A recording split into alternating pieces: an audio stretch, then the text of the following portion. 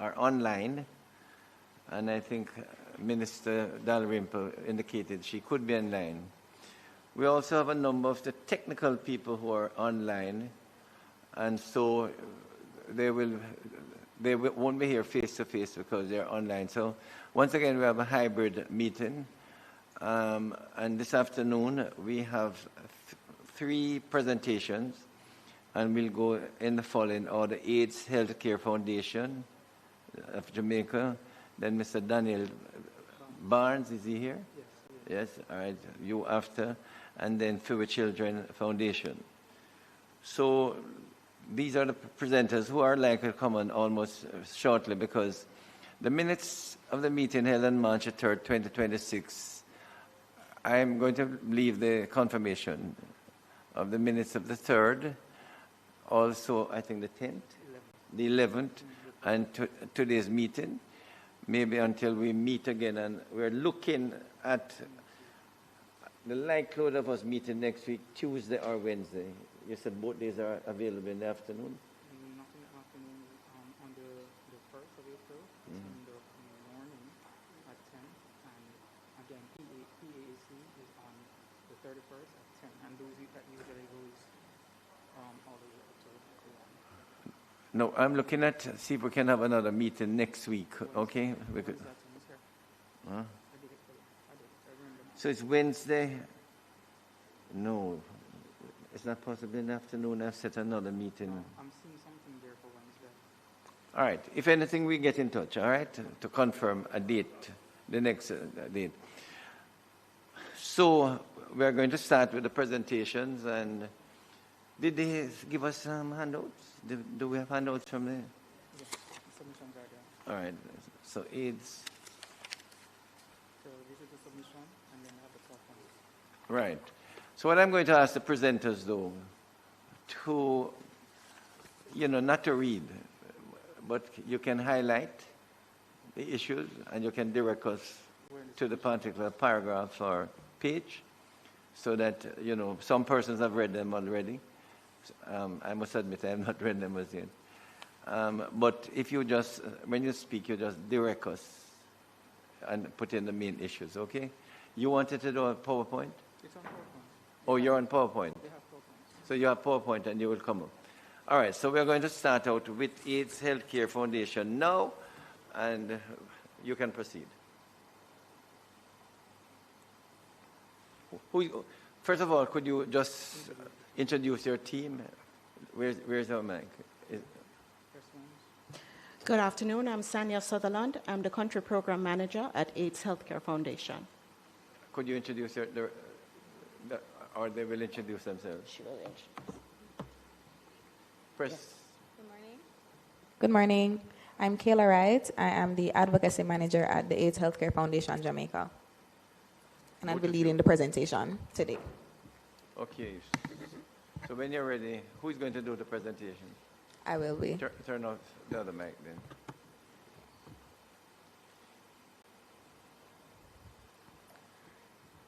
So, we're grateful to be able to do a presentation like this. Very quickly, I want to go over who we are as AHF and why we're here today.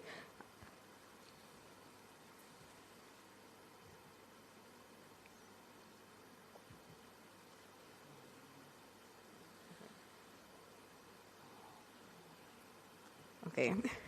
So we are a global public health organization. We operate in over 50 countries, and we focus on HIV prevention, treatment, and advocacy.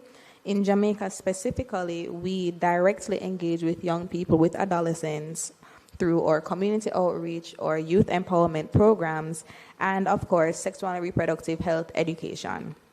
So our own experience with adolescents, especially those in underserved and at-risk communities, has given us insight into the social and health challenges that these children face, who go through the child diversion program. And it is on that basis that we make our submissions today.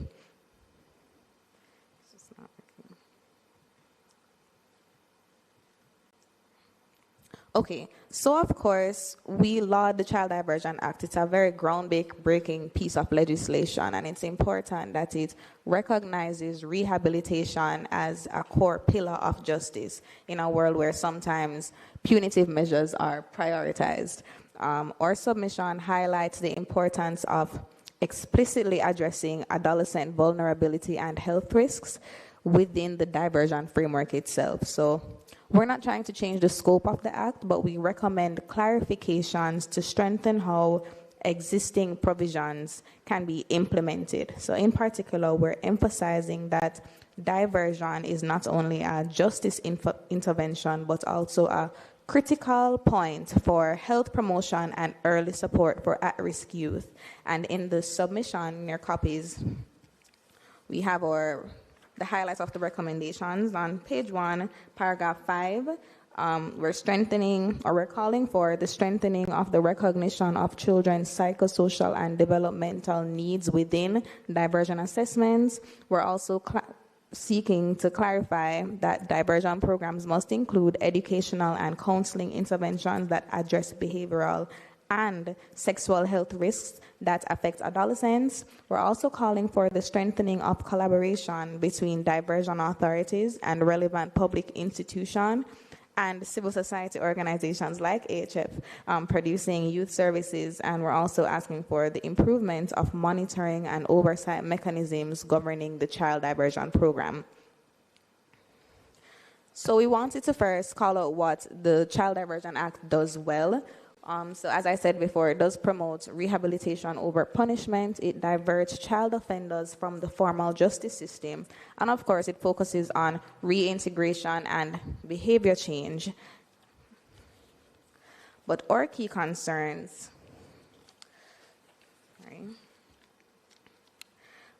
in our review of the Act, we had identified some important gaps in how vulnerability and health risks are addressed. So, 1, their underlying risks are not explicitly assessed. So, though the Act directs committees to examine the cause of offending, it doesn't require the evaluation of specific psychosocial factors. So, we're talking about trauma, family instability, poverty, and so on. So, in practice, these risk factors are overlooked if they're not explicitly identified. So we're trying to close that gap.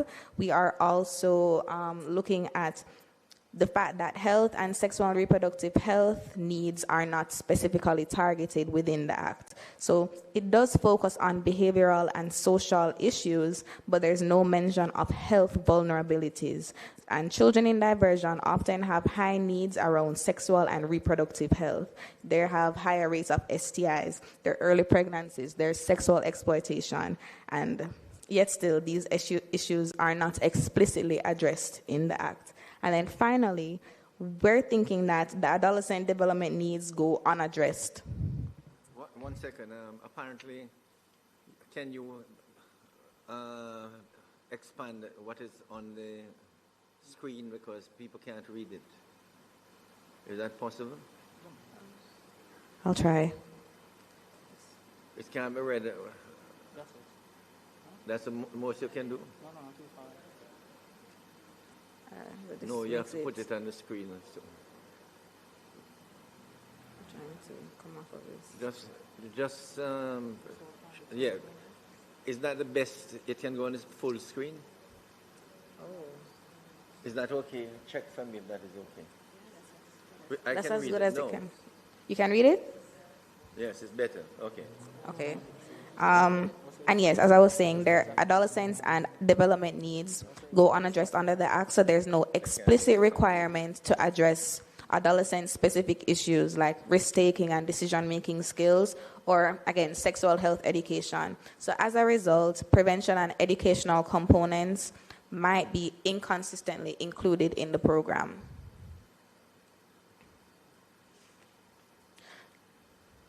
So on that basis, again, we're taking it from a public health and sexual and reproductive health vulnerability standpoint.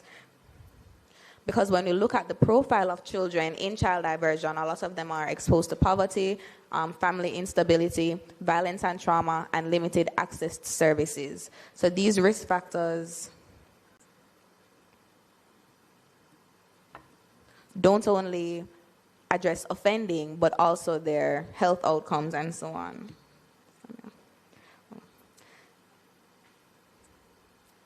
And of course, we can identify that or acknowledge that adolescence is a high-risk stage. You know, their brains are continuously in development at this stage, so this contributes to their impulsive decision-making, peer pressure influence, risk-taking behavior, and of course, identity and relationship development. And research has... Hold a second for me. We're going to address the... It's not coming across on TV properly.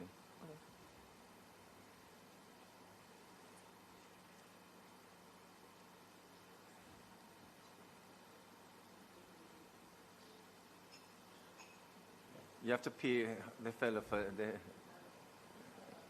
the technological support, I think. Is it better now? Is it better? Okay. Okay. So the research we've conducted shows that youth that are involved in the justice system often share multiple vulnerabilities, and they frequently come from environments, again, that are riddled with poverty, family disruption, violence, and trauma. And this increases their crime and health risks. And they naturally exhibit, again, these types of behaviors, the impulsive decision-making, due to their ongoing brain development. And justice-involved youth often have higher rates of STIs than their peers. For example, in a systemic review done in the US, in Utah, it found that adolescents in juvenile detention had much higher prevalence of chlamydia and gonorrhea compared to the general population. And these factors underscore that child offenders form a high-risk group in need of targeted support beyond the legal sanctions. So then, why does this matter for diversion itself?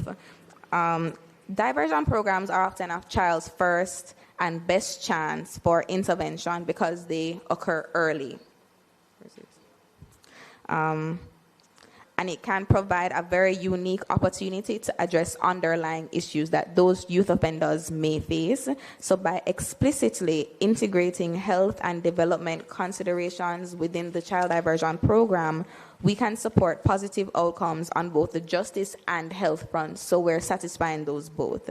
So strengthening the diversion in this way can prevent one-time offenses from evolving into lifelong cycles.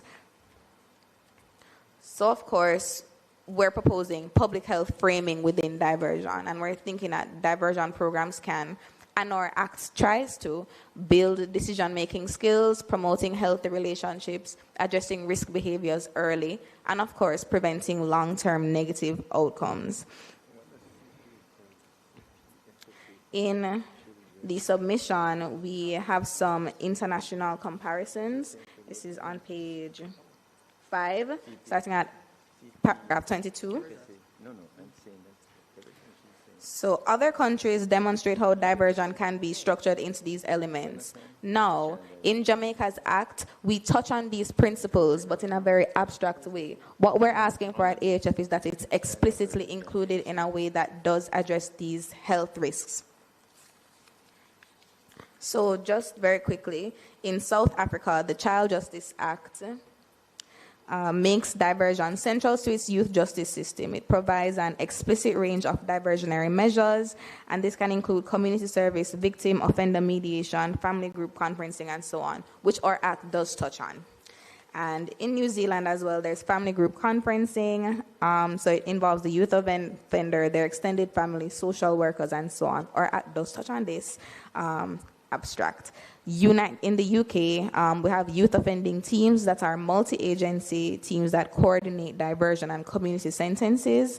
This includes the police and probation officers and social workers and education staff and health and psychology professionals as well. And this type of structure ensures that child offenders and that program can access schooling and mental health and their medical needs alongside justice requirements. So again, marrying health and justice. In Australia as well, there are youth justice conferencing and in Canada, community-based rehabilitation, which are things that are touched on in our act, but again, we're asking for explicit inclusion so that there's no room for error, and we're ensuring that the children in the program are treated holistically. So based on these principles and even what currently exists in an abstract way in our own Diversion Act, we see that a strong diversion system would include structured needs assessment, family involvement, monitoring and evaluation, life skills and behavioral education, and of course, multi-agency collaboration. In Jamaica, of course, we have these principles incorporated, and it provides multiple diversion options. So counseling and the mentorship and education, we can see it in Section 16 of the Act. And it requires plans to consider the child's personal circumstances. That's Section 14. And the Act, of course, establishes the parish diversion committees and the National Oversight Committee. So it has a strong institutional foundation. But some important details are currently left general. So, for example, while Section 14 directs that a child's background be considered, it doesn't explicitly require identification of trauma or mental health issues in the assessment. That's not mandated. Section 16 also allows for counseling and mentorship, but does not specify that these must include structured life skills training or even health education. So though these exist in an abstract way, we're just calling for it to be explicit. And also, although family involvement is implied, the Act does not formalize family decision-making like in New Zealand's family group counseling model. So in practice, it means that some of the interventions vary by region and may not systematically address all of a child's needs. So to go to our recommendations, again, there are 4. Oh, but we had to provide the context, So to address these gaps, we're calling for the strengthening of assessment of child vulnerability. The relevant sections in the Act, sections 5 and 7, we're suggesting explicitly including psychosocial factors in the committee's mandate. For example, section 7's requirement to examine the causes of offending could mean trauma, mental health, or family instability, and this would ensure diversion plans are tailored to each child's context, and it reinforces the Act's rehabilitative intent. Our second recommendation, the clarification of the scope of diversion interventions from sections 14 to 16, though the Act permits counseling and education, we recommend specifying that these include structured life skills and behavioral programs, as well as sexual and reproductive health information. So adding language that a child's program may include decision-making and relationship skills training. This would align also with best practice, international best practice. Our third recommendation, strengthening collaboration and support systems, sections 5 and 7 again. Diversion works best when linked to broader services, and we've seen that. So we propose building formal linkages to schools, health clinics, and community organizations. And our fourth recommendation, strengthening oversight and accountability. Of course, for our program to be effective, it needs clear monitoring, and that's how we know how we can build upon it, what's working, what's not. So we're recommending setting expectations for the National Oversight Committee, including requiring regular meetings. We're referring to JFJ-led civil society review that said that at that time, in 2024, the Oversight Committee had met only 4 times since 2020, and it was waiting on reconstitution since the July 2023. So we're asking that in the Act itself, it outlines those guidelines for the committee. You finished? Yeah. Yes, we're finished. Yes, thanks for the presentation. But may I ask a question? In making this presentation, were you in touch with the child diversion officer or with the Ministry of Justice in making this presentation? No, not in direct contact. You see, because virtually all you have said here is a part of the program. So that's what the basis of this is, that they exist in an abstract type of way or in a general type of way. We're calling for explicit inclusions in the act. I'm not too sure you can put in every detail. We're not asking for every detail. Let me ask the person who is in charge of the program, Ms. Venetia Clark. Can you just respond a bit to this presentation? You want to ask the question first? All right. Allow Member Cuthbert Flinto. Thank you, Chairman. I know you said you wanted, yes, it's possibly in the Act now, but you wanted it to be more explicit. In what way would you want that to be more explicit? I think before Ms. Venetia responds. If you don't mind, members, if you don't mind, at least let Ms. Clark respond briefly, and then she can say how it can differ. Is in the could go. Go ahead, Ms. Clark. All right, thank you, Mr. Chairman. Good afternoon. So I just wanted to confirm, and I'm sure you'll love to hear this. The tools that we have in-house were created in partnership with DCS. So they're quite thorough. When a child comes, we have our risk and needs assessment that is done, so it's a part of our operations. And we not only screen them for the matter that was sent to us, but for any other risk factors that we identify. So those include sexual behavior, friends, psychosocial, and it's not only just psychological, psychiatric as well, medical, education, those things. Almost everything that you mentioned, pretty much, we screen them for it, because when we're doing the treatment plan, it is individualized according to the need of the child, but also the risk factors identified for the child as well. So it includes a holistic view of the person. It also includes the family, Minister. All right. So you can see that, and not everything. I'll come back. A few of the things that you have covered here, to the best of my knowledge, they are done. So you respond to Member Flynn. How would you want it to be put in the Act? Because in many ways, a legislation can't put in all the details. You understand? So, but what would you want to see explicitly put in the legislation? Thank you. So what we are proposing is that there should be explicit reference to sexual and reproductive health services being made available, and it should not be discretionary, it should be mandatory. That recognition of the need to address sexual and reproductive health. Right. We have a problem with that, though. Unfortunately, you have at least 4 or 5 agencies that deal with that. So we tend to come on at the end when something goes wrong. But you have heard of CPFSA, so a lot of the work that CPFSA would do would be covered here. You agree? And even CISOCA, a lot of that would be covered here. So you will see the concern I have. Ms. Clark, you wanted? Yes, I just wanted to clarify. In my information just now, I forgot to include sexual and reproductive health education. That is also a component. We take care of that, especially if it's a sexual matter. It is mandatory that that component is a part of the child's individualized diversion program. Go ahead.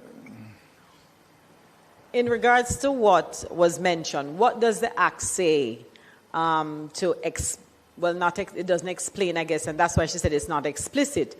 But exactly, because I don't have the Act with me, what does it state as far as the psychosocial health and the wellness of that child? I think that would be more important right now to find out exactly what it says and maybe what could be added. If all of the things can be added to it, then how do we reframe, what's in the Act now to make people understand that these are some of the things that will be added to it, as far as for the children when they come into the child diversion. So for us, under Section 16(1), J is what? So it provides a number of options for the child diversion Could you read some of that into the record? So some of the options are to attend school for a specific period of time under the supervision of a specific person, to report a specific person at such time, such as a mentor, that's what we use, associate with persons or peers who it is believed can contribute to improve the child's behavior, attend counseling and therapy sessions as with an approved counselor or a psychologist, to attend a vocational institution or educational institution, a therapeutic institution as specified in the child diversion program. So those institutions... Therapeutic. Go on the mic. Member Flynn. No, Member Flynn, you need to go on the mic. If you, once you're speaking, you need to go on the mic. Sorry. So I heard education. I heard the psychosocial. I'm not sure I heard the health and wellness, what else were you mentioning? You mentioned a few others. It was mostly around sexual and reproductive health needs. So it is mostly around health, and there's no specific reference in the clauses that are mentioned under this section 16. But there is a specific reference to education. So what we would like to address is a gap in the specific mandatory reference to health. And I think that is what I was trying to find out, exactly what explicitly was missing from what was in the Act and what you would want to see in the Act. We wanted to include it. So even though it is missing, they do it. It is, because it is covered. While I get what is being said in terms of health specifically, but when it comes on to saying as prescribed in the child diversion program, because health is a part of what we do, it is prescribed in that individualized program. And the therapy aspect as well includes health. I mean, sometimes we forget that mental health is also health, but it also includes that as well. But I do agree that if it wants to be more explicit, then that is something that we can consider. Chairman, I listened to the presentation. I actually like the presentation. I sat and listened to it. And I'm happy. The fact that almost everything in the presentation already is already in the Act is a good thing. Very good thing that we have a very good Act. But what we have to try and remember and understand, everything can't go in the Act. Right. Not everything no Act will cover every possible thing that we want to put in it. So, good presentation, I enjoyed it, and I'm happy to hear that it's covered, mostly already covered. What on page 1, number 5, under the executive summary, you mentioned A, B, C, D of some recommendations. But what I'd like to hear is some specific examples, just some specific examples of what you recommended on page 1, 5, A, B, C, D. Okay, thank you. So we had them up here. So, for example, A, that talks about strengthening the recognition of children's psychosocial and development needs.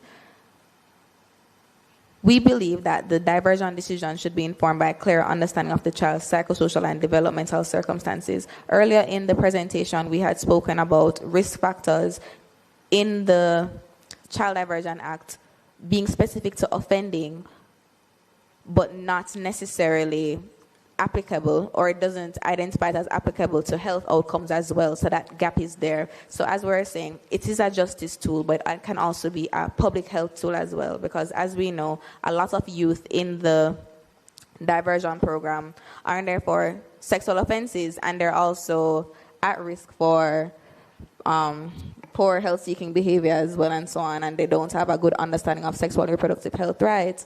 But in assessing the children that are going through the program and accessing these vulnerabilities, we're asking that it's explicit that the health realities are also meaningfully considered in that. The concern which I have, you see, which has been expressed here over and over, I would like for the program to be broad-based, but as it is now, it's limited to when a child is offended. You see, so that even though you recognize that there are some children who are at risk, that's where CPFSA comes in. They should be the ones supervising them.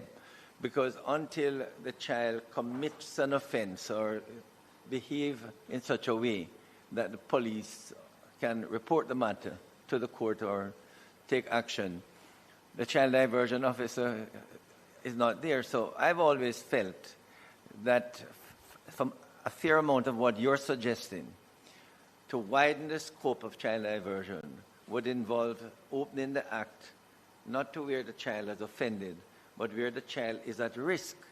And then there, you can see there would be an overlap with the role of CPFSA. And that is the difficulty that in my interaction with the child diversion officers, I've always had that difficulty. Why do we wait until the child offends? You see the point? Or why do we wait until you see a child almost on the point of offending, and we can't take them over? So that where I think we need to find a way, because we're all trying to protect our children. But if CPFSA or the guidance counselor or persons in the community see a child on the edge of offending, how do we find a way for child diversion to take on that responsibility, which is your concern? I must tell you, it's my concern too. But the act is limit our intervention. That is the program. Mm-hmm. And that is something, colleagues, that we will have to discuss. And when we hear from, we have heard from CPFSA already, we need to hear from Sissoko, need to hear from the Children's Advocate and others, and also from we're going to hear from the DPP and so on. At what point do we take on a child for mentoring, for diversion away from risky activity? Is to find that balancing act, which is the concern. And you have expressed it quite nicely in a good presentation, some of the problems that should be addressed. But 3/4 of them really don't come under the program now because of the limitation of the bill, of the act. Okay? So while we understand that, when that child offender is referred to the child diversion program and is in that program, they still face the same types of health risks that we're proposing can also be addressed while they're in the program itself. So yes, they've offended, but it doesn't magically erase that they're susceptible to these risks and so on, and these types of health outcomes. So we're trying to propose that the Child Diversion Act and the program be used as a tool to address that as well. Okay. Member. Mr. Chair, I'm looking at Section 16, and as you rightly pointed out, Section 16 really speaks to the person who is actually referred to the offense, so to speak, in quotes, the offender who is actually referred. I'm looking at the sections under Section 16, and I think they are broad enough to include, if it is as Venetia indicates, as Ms. Venetia indicates, that they do have sexual health and reproductivity as part of the program, and the sections here, there are even provisions which are very wide to attend school. To report to a specified person at such time and place as is specified in the child diversion program. So there is some latitude on the part of the program, the committee. And however, having said that, it doesn't hurt to include a provision or a subsection to say, add, just as you have therapeutic counseling, could say if there are any health issues detected during the diversion program, that the person be referred to, some counseling, sexual health counseling or reproductivity counseling. It doesn't hurt. But I think that the section itself allows for that.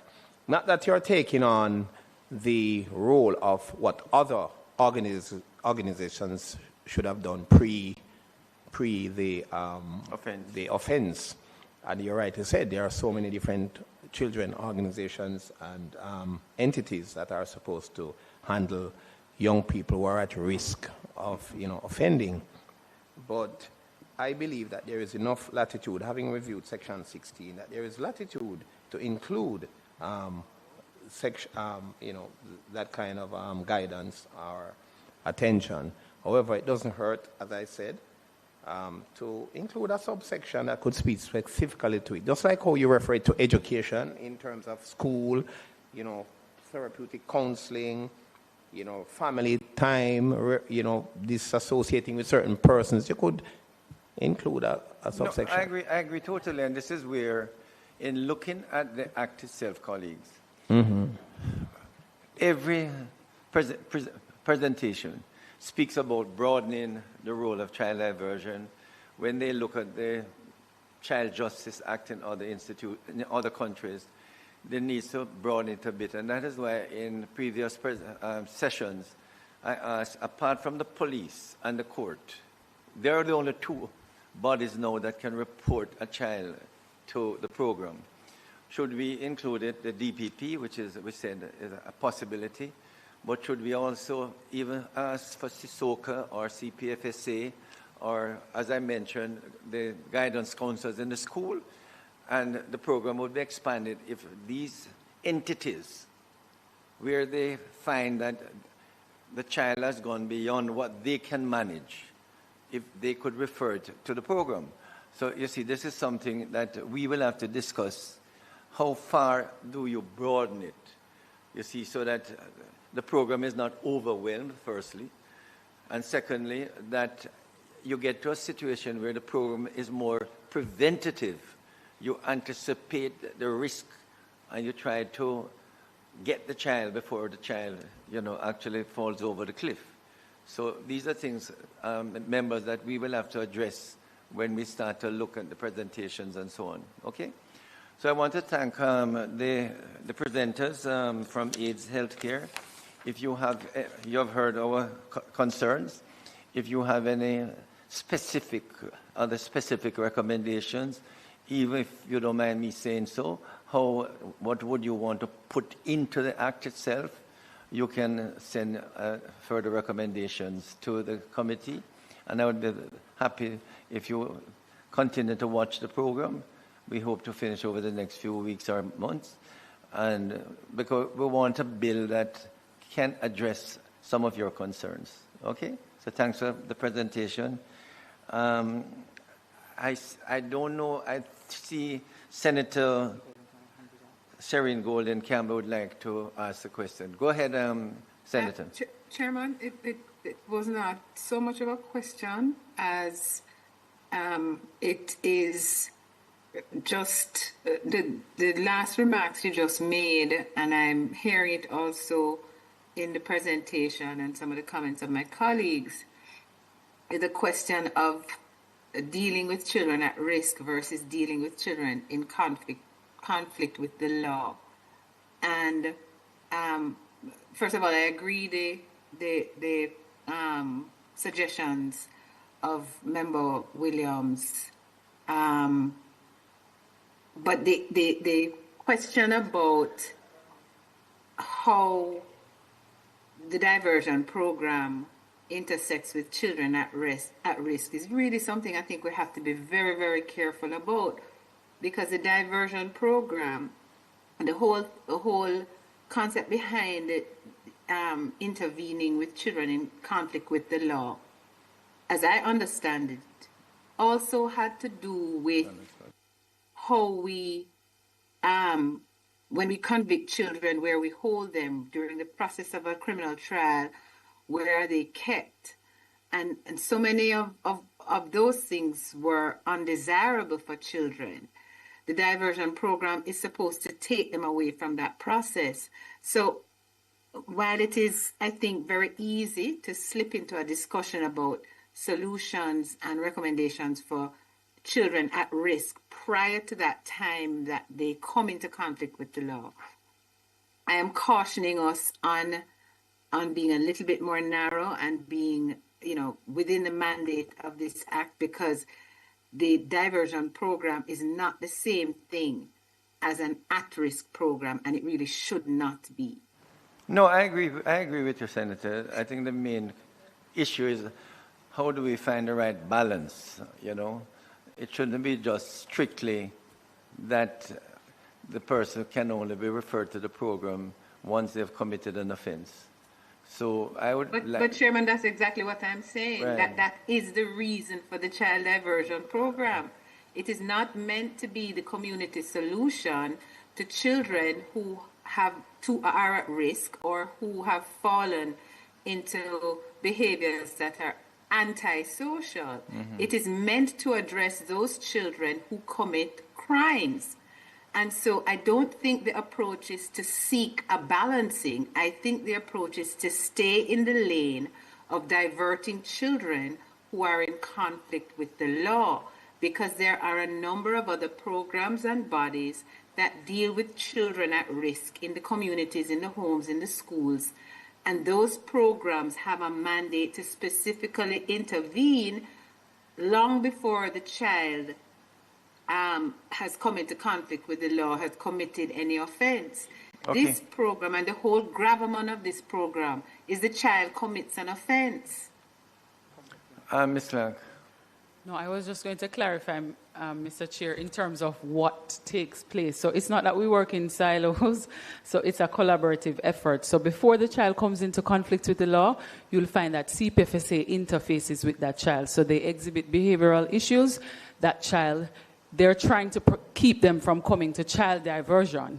So if that intervention doesn't work, child diversion steps in to keep them out of the formal judicial proceedings. If that doesn't work, that is when DCS comes in to provide the rehabilitation and the additional work that will be required if they are convicted of an offense. So, and I want to note that all these members are a part of the child diversion committee as well. So we work collaboratively. It's just that one entity focuses on the child who exhibits behavioral issues. They're at risk of committing an offense, but they have not committed an offense. Child diversion focuses on the child once they commit an offense, and DCS focuses on the child once they've been convicted of an offense. Okay. Yes. Go ahead. No, Yes. right, and I think I'm just going to agree with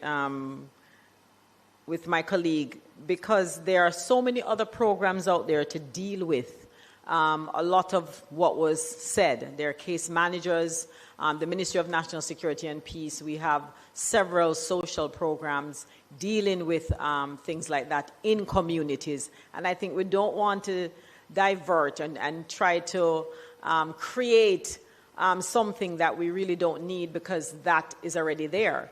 And what we're trying to get rid of is to not have those children who are, deemed uncontrollable or having certain social problems or issues come into the system, coming into DCS to be treated. Yes, we want them out because they really don't belong there. And so again, the system's already there to treat with that. And so we don't want to create something else that's there. But as far as being more explicit, I guess all of those things are already being done, because again, from I think it's page 1, as far as strengthening 5A, you mentioned strengthening the assessment, and I think Ms. Venice already stated that they are, when they come into the system, they are already assessed to see what is the problem. Is it psychological? What is it that they need? And I think we don't want to, many times we overlap when we do things and create something else that is really not needed. So I think this possibly should be settled. No, and my concern is that we are not communicating with the public at large. Because if a body like, AIDS Healthcare Foundation is not aware of what specifically child diversion is doing, and I suspect you may not be aware specifically of what CPFSA is doing and other agencies, then it's likely that the public at large is not aware.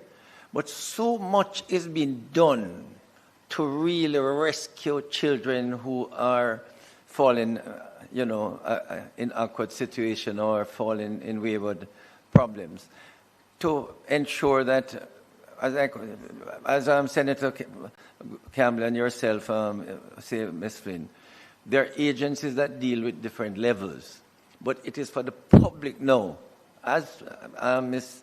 Venetia Clark has pointed out, to know at what levels the sort of impact, that the best impact for these children can be dealt with. So, again, we need to communicate better with the public. So I want to thank you aides for your presentation, and as I said, please keep in touch and let us know if there's anything more you would like to add. We're going to ask Mr. Daniel Barnes now to make his presentation. You ready? Mm-hmm. You're going to do a PowerPoint too? Yes, sir. Okay, good.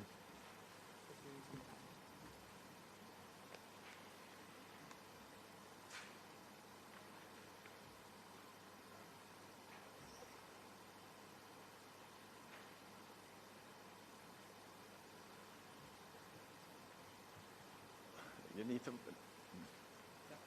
Just press it on full screen. Full screen. Full screen. Okay, yeah, he's good. Go ahead.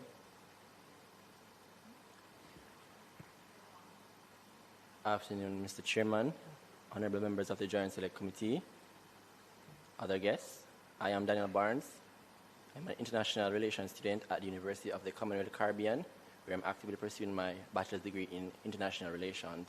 I am a youth and a community leader, as well as I am on the Newell High School Board of Governors. Today, I will be doing my recommendation to the Joint Select Committee on Strengthening the Child Diversion Act.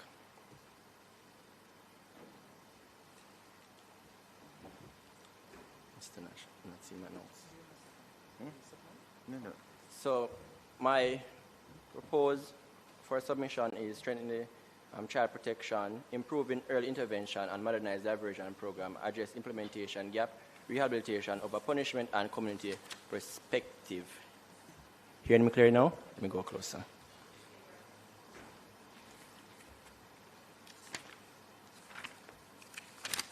I'm actually not seeing my notes, and I have prepared a lot of notes to read because I'm going to compare international with local, and I want everybody to get my scope where I am coming from. But essentially,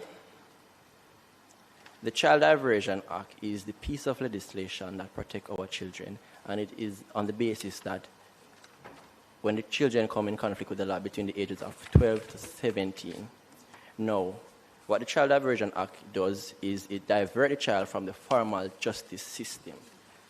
Some of my key recommendations will allow for diversion without the formal justice system.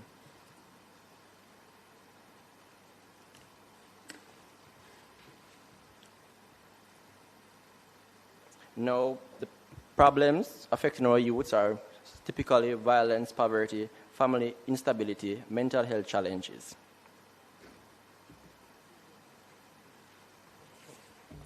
Now, why reform is needed?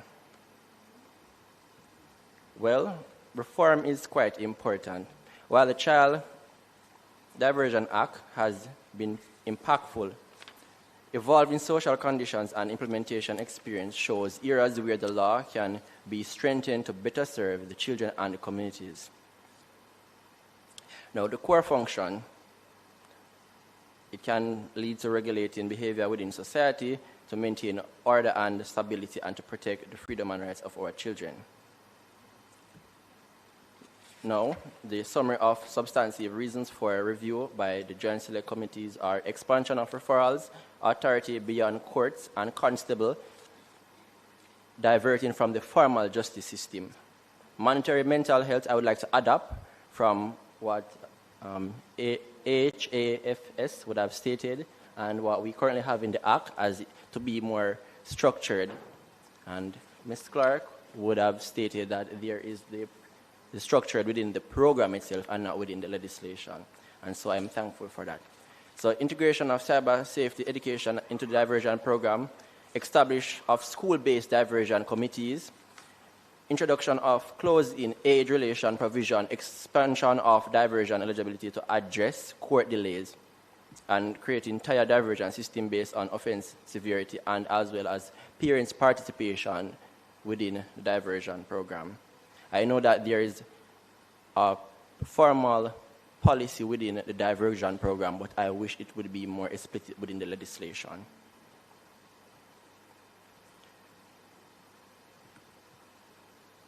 So gaps in early intervention due to limited referral pathway, absence of structured psychological assessment, as I already said before, ADAPT, and legislative silence on digital misconduct or cyber-related offenses, escalation of school-based misconduct to criminal justice system, over-criminalization of consensual adults' behavior, as well as inadequate access to diversion due to procedural delays. Now, my first recommendation, expand referral system. Referrals are currently limited to police and courts. By expanding this to schools and social service, just like Mr. Chair would have stated, the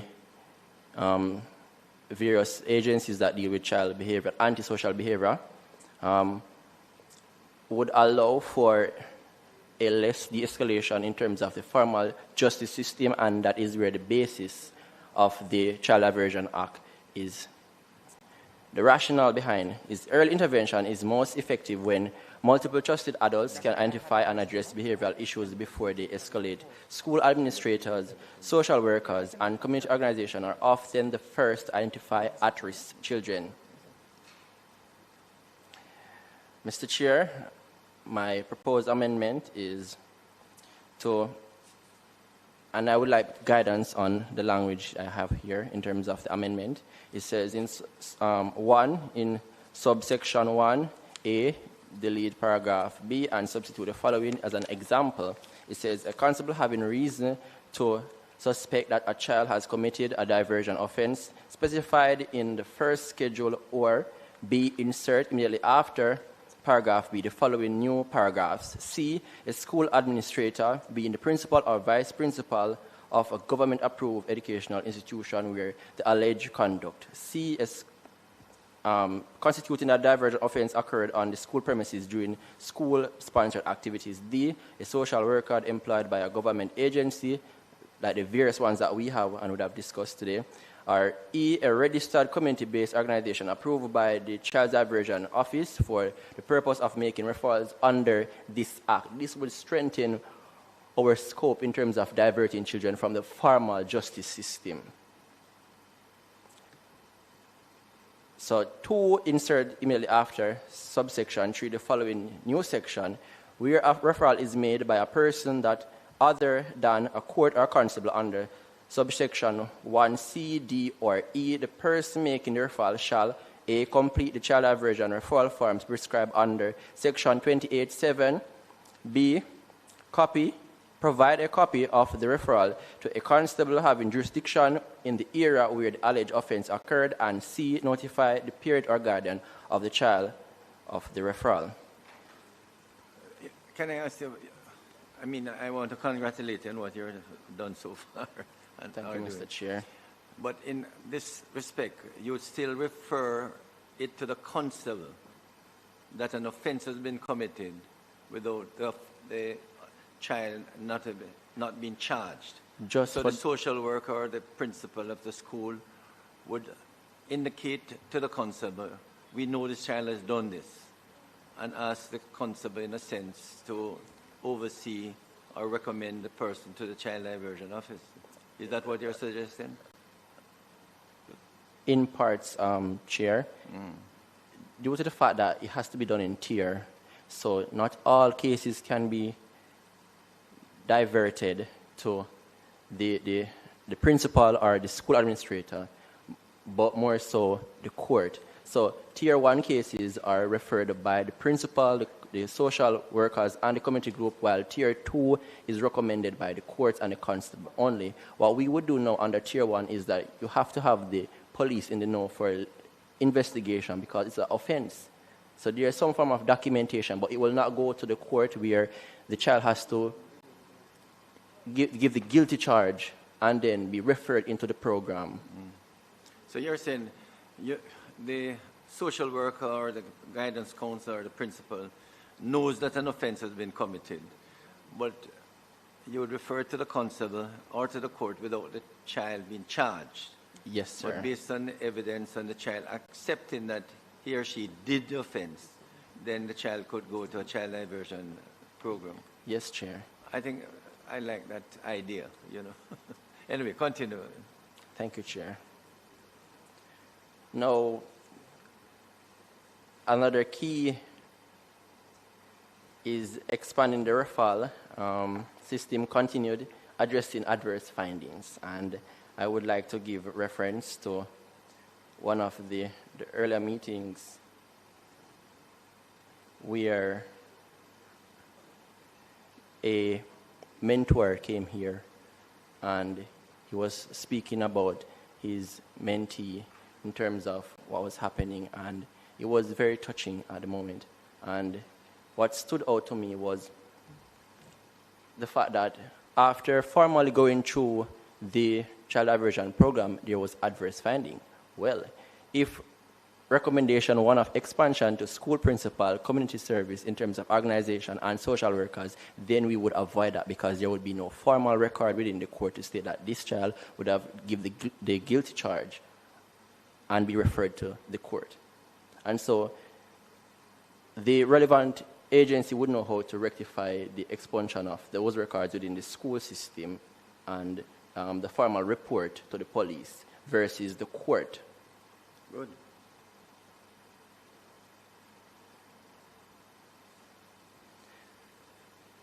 I would like to further continue on the referral authority to agencies. As we said, we have multiple agencies that do multiple things, and we don't want to overlap them. But guess what? Each agency plays a great part.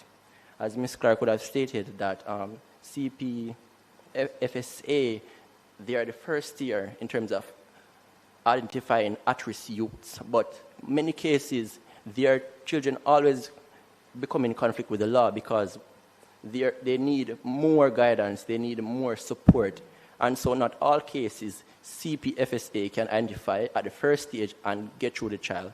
So we need to have a more expansion in terms of the referrals for the Child Diversion Act in terms of children. As I said before, the Office of the Children Advocate should be given the privilege to refer children because they interact with children on a day-to-day basis. They are the front line in terms of identifying kids with antisocial behavior. The Child Care and Protection Family Service as well.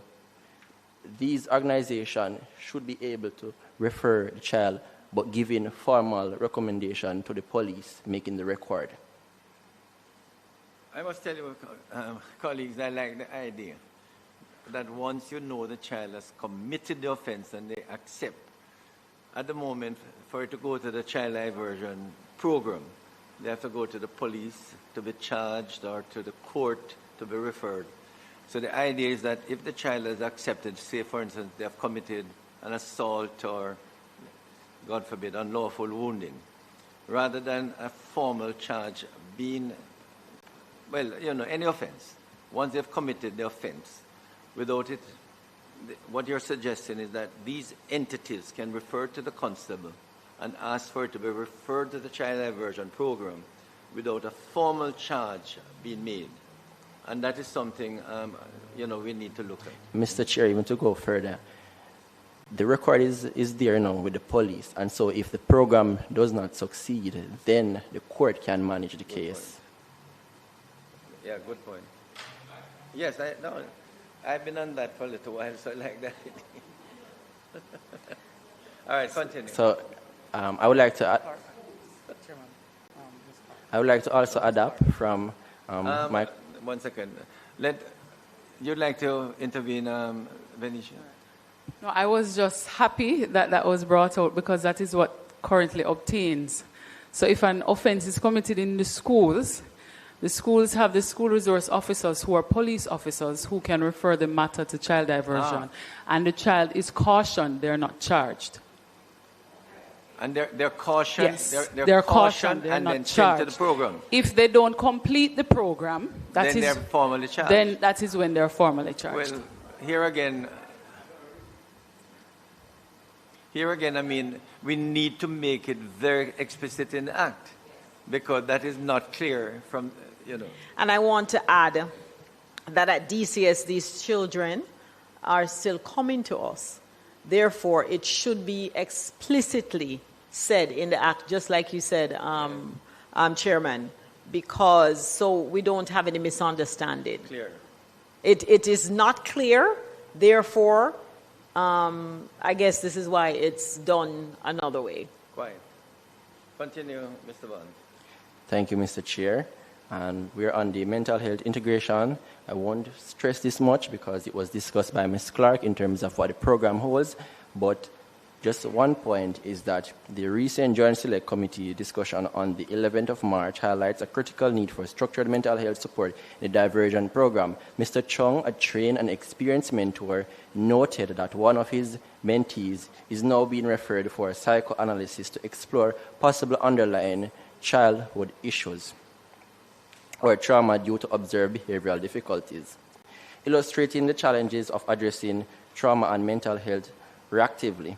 While the Child Diversion program currently includes psychological assessment, counseling, and its operational schedule, these interventions are not explicitly mandated in the Child Diversion Act 2018, meaning access depends on program discretion and availability of resources.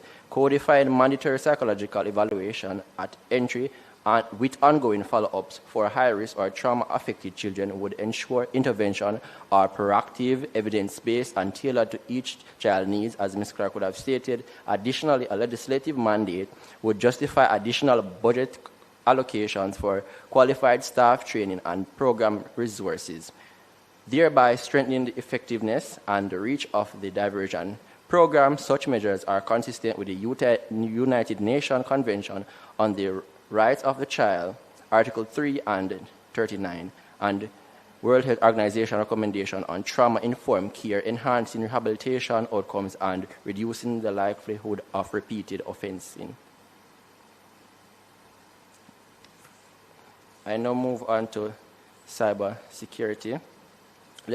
Currently, the legislation does not address cyber-related offense or digital misconduct. Increasing exposure of youth to cyber bullying and online harm.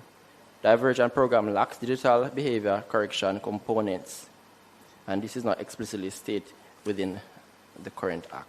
It might be in the program, but it's not stated within the Act. And the rapid evolution of technology, AI, and all of these things are becoming more harmful. The rationale. Jamaican youth are increasingly engage with digital platforms, exposing them to the risk of cyberbullying, online harassment, and other technological facilitated misconduct. Diversion programs must revolve to address these behaviors to promote responsible digital citizenship. Now, proposed amendment. Amend Section 16 of the Principal Act. 1, in subsection 1, insert immediately after J the following new paragraph. A, to participate in cybersecurity education program addressing 1, responsible use of social media and digital platforms. 2, the legal and personal consequences of cyberbullying and online harassment. 3, digital literacy and online privacy. 4, respect online communication and such other topics as may be prescribed. What this does now, this aligns with the international standard, the United Nations Convention on the Rights of a Child. Article 19 obligates states to protect children from all forms of abuse, including emerging digital risk. Article 40 emphasizes age-appropriate diversion and rehabilitation program. UNICEF and the International Telecommunication Union encourage member states to implement digital literacy, online safety, and responsible online behavior, such as part of child protection initiatives. By codifying cybersecurity and related offenses in the diversion framework, Jamaica complies with international standards, position itself as a regional leader in legislating digital safeguarding for minors. This allows for the strengthening of the Diversion Act and being more efficient. Now I move on to school-based diversion committee. establishment of a school-based diversion committee. Currently, no institutional level diversion mechanisms within schools. Minor behavioral issues escalate to law enforcement unnecessarily, and that is where we have children who would have committed offenses against the law but are not too severe that it warrants the formal justice system. Now, let me give you the rationale behind the diversion program. So, compare the framework in terms of New Zealand. The Youth Court Act 1989 allows schools to have restorative justice and school-based committees, often called school-based restorative progress, to maintain minor misconduct, reducing formal court involvement. Justification. Research indicates that many behavioral issues that bring children in conflict with the law first manifest in educational settings. Early intervention in school, particularly through structured restorative approaches, has been shown to reduce escalation to formal justice processes and prevent criminalization of minor misconduct. No, the issue is not that we have many programs. The issue is that we have kids becoming in conflict with the law. And the intent of the legislation is to move them away from the formal justice system. My recommendation is that insert new section 6A immediately after section 6 of the Principal Act. A child diversion committee may, with the approval of the Child Diversion Office, establish a school-based diversion subcommittee for government-approved educational institution within its parish. A school-based diversion subcommittee shall consist of A, the principal or the vice principal of the school, who shall serve as a chairperson. B, a guidance counselor employed at the school. C, a teacher nominated by the school staff. D, a parent representative nominated by the school's Parent-Teachers Association. And E, a constable assigned to the school area of location where available. And F, such other persons as the Child Diversion Committee may appoint. I must tell you the truth. This is a very innovative idea. It's a pity Minister Dixie is not here, but I'll ask her to look at it, because it is so easy to put in something like this that could look at general behavior within a school community.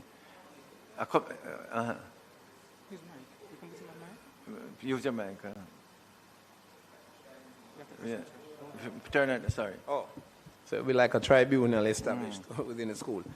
But I like the idea. But question, in relation, so the jurisdiction of that entity, if we were so minded to establish this within the schools and it become embedded and pervasive, where especially, where schools where we have a lot of conflicts.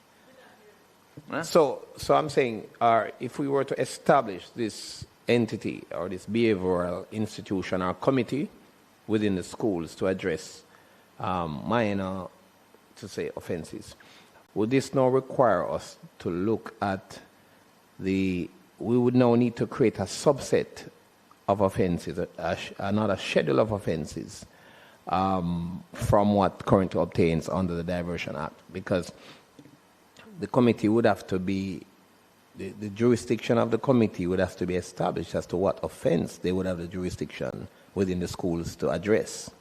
Well, you see where I'm coming? Well, I'd go a little broader and look at the possibility that rather than just a child diversion committee, a sort of school discipline committee, where when students in particular commit any type of offense, then they can be either referred to CPFSA or to the constable, to the child diversion program, or for it to be addressed. In my time, we used to do it at my disciplinary committee in the school. Every evening, you have to write out lines or stay in a disciplinary committee after school. But I would like also that. love to hear his thinking on. Yes. On. You want to come in, Minister? Minister, I'm sorry. Chairman. all I'm hearing is, I thank you for your presentation. I think I can take away some good things from the presentation you made. You're not finished. No, I'm not finished. Well, thank you so far for your presentation. But all I'm hearing are just layers on top of layers. And I think we already have the guidance counselors. I think the guidance counselors are there when something happens, an offense, a fight, or whatever happens at school, that can literally do what you just said. So you're talking about a layer of another committee at the school, and then you're talking about, and the police, I'm not sure if we need all of that, even though it sounds good, and maybe this will work in another jurisdiction. But I think the guidance counselors and the principals, because you're also adding that the principal should be, or the vice principal should be a part of this committee. They're already there, and so you have them with the guidance counselor to really guide them through to say, this incident, then you call the police in, and then they can decide to send the child to diversion, or if it's a court matter. So while I like some of what you're saying, I'm not sure if we need another layer of a committee. Jamaica is just full of committees, and sometimes we don't get a lot done. So I think not to, pressure the system that we're already stretched with Chairman, I'm not going to be in agreement with that necessarily. I think it's just another added layer that we don't necessarily need. As you say, the personnel are there in the school already. So it's just a question how they operate, and for them to know, sorry, Ms. Clark, for them to know that if they just, the guidance counselor or the principal can just refer the matter to the constable. Yes, Ms. Clark, you wanted to say something? No. If not, he can continue. Mr. Chair, can I respond to both? Ms. Cockburn, let me respond first. So, Ms. Cockburn Flynn, thank you. Currently, I sit on the disciplinary committee at the Animal High School, and what we see is that we have recommend based on the behavioral aspects of the child to the various agencies. But the Child Diversion Act is the legislation that the child comes in conflict with the law. And so they cannot be integrated into the program so formally without the expansion. Because currently now what we have is the child coming in conflict with the law, and the constable and the court has the jurisdiction to refer to the program. And so that is where my point of view is coming from. And with respect now to the Child Care and Protection Act, in terms of codifying with the best interest of the child, then I move with this suggestion. As you rightfully said, sir, that is one of the concept on where I'm going with the recommendation in terms of... You okay? Yeah. Yeah, finish. So that is where I'm going with the recommendation, because what we have is that the child must come in conflict with the law. So you must have an offense, and then you are referred, whether the constable or the court. And what we want to do is defer the child from the formal justice system. All right, Senator Golden Campbell. Senator, you hearing me? You can come on now. Yes, sorry, Chairman. Chairman, first of all, I want to thank Mr. Barnes very much for his submission. My sound was giving me some issue when he first began his presentation. Did he say he was at the University of the Commonwealth Caribbean? Yes, ma'am. And are you a lecturer there or a student there? I'm a student, ma'am. You're a student, which then makes me want to congratulate you even more for your interest in the legislative process, your interest in the public policy process, and your interest in preparing yourself with a full submission and coming to deliver it. I love when Jamaican citizens take this kind of interest in the business of the country. So I just want to congratulate you for doing that. I also particularly like your suggestion about the restorative justice conferencing from the document that I have. But I wanted to ask you a question. I understand my colleague, Minister Cuthbert Flynn's reaction to the suggestion of these committees. And you say you sit on the disciplinary committee at a high school? Yes, ma'am. What is it? What is the failure of the system that you're seeing? Because yourself, the AIDS Healthcare Foundation, I think, are both sitting in that area where we are blending at-risk solutions with diversion solutions. And it's all good and well for me to sit here and say, well, I don't agree with that. But the fact that you are coming, the fact that groups are coming, suggests to me that you may be seeing some gaps in the system.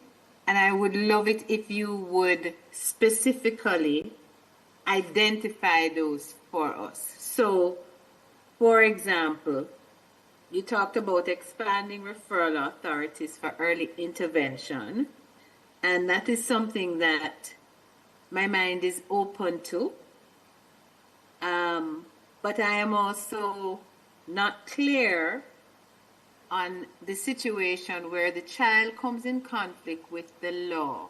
What earlier intervention are you asking for that you think is appropriate for the diversion system as opposed to the at-risk care and protection system? No, actually, if I got him right, he's actually saying, he's actually agreeing with you that it's only when an offense has been committed that it should go to the child diversion program. But you don't have to take it through the route of the police or the court, but you can get it to the police through a disciplinary committee. I think that's what you're saying. Am I right? Right, so, Chair. Right. So I'm not sure I'm clear. Mr. Barnes, could you just clarify it for me? Clarify it for her. Thank you, ma'am. So what the intent of this bill is just to have the best interest of the child. And so the current act, it doesn't have anything that gives referral to other agencies, persons like the principal or the organization. It only gives for the constable and the court. And okay, so stop right there. So my question to you is, why would you want a principal to have the power to refer to the diversion program if the infraction that the principal is seeing is not a criminal offense? And if that infraction is a criminal offense, are you saying, I mean, I can't imagine that if that infraction is a criminal offense, the principal has no other option but to refer it to the law, to call the police. The principal can't be adjudicating over criminal offenses in schools, certainly not in our public schools. And so help me to understand what you mean by that. And I do agree with you, ma'am, but it's going to be in tiers. So one of the gaps is in tiers. And so what are the offenses can the principal or the referrals by the principal, and what are the offenses that must go to the constable and the courts? It's on a tier base. And so we would reduce the chance of the children going in front of the formal justice system. We can't stop all cases, but we can reduce most cases. Or the committee. You have to carefully know. The committee would decide. So Not the principal alone. So give me The an guidance- example of an offense that would come from the principal, that the principal would be able to refer. Rightly so. So three fights, Can you there's say no it, bodily please? harm, there was no use of weapons, but that, and you would have referred that child now to the various agencies, and it's not getting through. And one of the biggest gaps that we're having within the school, because I'm on the board, is that most of these children, it's based on parental support. And that is why I have it in this legislation, so we can get our parents more active. I'm sorry, but I'm still not. Still I don't not know clear, if I'm getting Miss- an answer to my question. He's actually not saying, Senator Golin, that the disciplinary committee or any of these organizations should send the matter directly to child diversion. He's saying that if an offense has been committed, then they could go to the constable, which is what Ms. Clark says, that in fact, if it is of the nature that it doesn't have a charge, doesn't have to be laid, they can be cautioned, and that caution allows the constable to send it directly to the child diversion without it being brought up in court. So what you're asking for is we're not on really all a fours. referral. Sorry? It's not really a referral system that he's asking for, Mr. Barnes. You're asking for a formal system within the school and community framework that can recommend to a constable or a police officer that a child be referred to diversion. Is that what you're asking for? Right, so, ma'am. Okay. Right. Thank you very much. All right, continue. You would not circumvent the law. No, you're not. You know, the law is still, because the jurisdiction is still in the police to prosecute. And I see where member, Senator Golding, is going, which is, you know, her concern is, in my view, legitimate. But the very fact that the officer is involved in the process, you know, gives it some... Makes it no, but yeah. You see, the idea here, which is what he's proposing, which sounds reasonable, an offense has been committed, whatever that is. The school, in fact, the neighborhood, if you ask me, can refer to the constable who can act and say, you have committed this offense, and if the child accepts responsibility, is cautioned, as now happens. Without being charged, they go through the child diversion program. If they fail to go through the child diversion program satisfactorily, the constable can charge and take the child to court. So what I think has been suggested, which, you know, seemed to me a reasonable thing, you don't have to just send the child directly to the police officer to be charged. You recommend to the committee or the guidance counselor, the principal, and you see a constable, in a sense, what he's suggesting could be attached to the school. So if an offense is committed, then that constable can caution the child and say, we are sending you on a child diversion program, which happens now. But if the child fails to perform or the program satisfactorily, then the constable has a discretion or an opportunity to charge the child formally. Might I just say something, Go Mr. ahead. Chair? That being said, I do understand the concern raised by Member Cuthbert Flynn, that as it stands currently, you do have a system, disciplinary system in the schools. As Daniel indicates, he's currently on a disciplinary board at the school. There is a concept of a guidance, there is guidance counselors, principals, and you usually have disciplinary proceedings at the school. And I do understand. So, Member Cuthbert Flynn, if I'm to understand her correctly, she's saying it would be Duplicating the process. Duplicating. There's a word that just eludes me just now that I wanted to use. But while I understand that, I think what Daniel is getting at is this.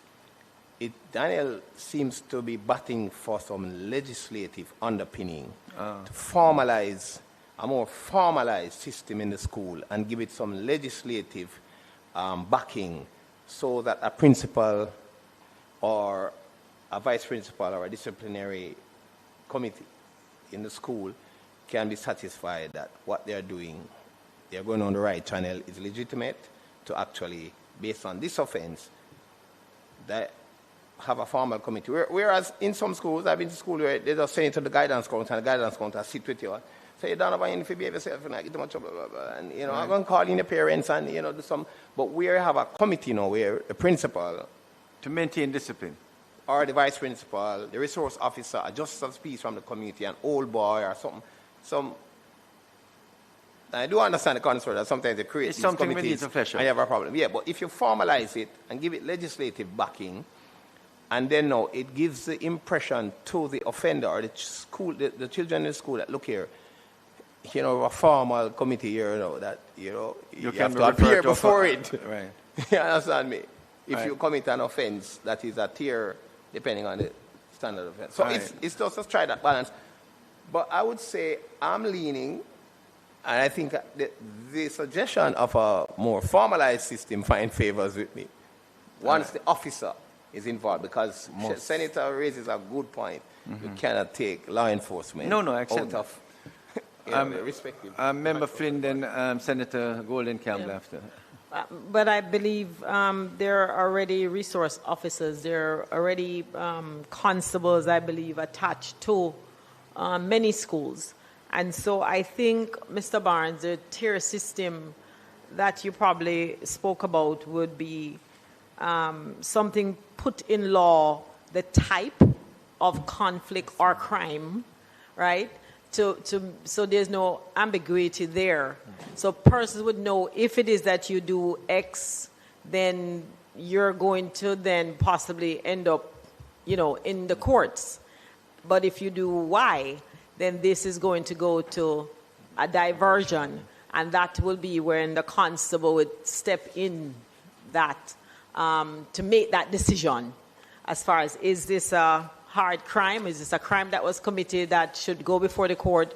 Or is this a conflict, a little fight or whatever it is, to say, let's take these two to child diversion?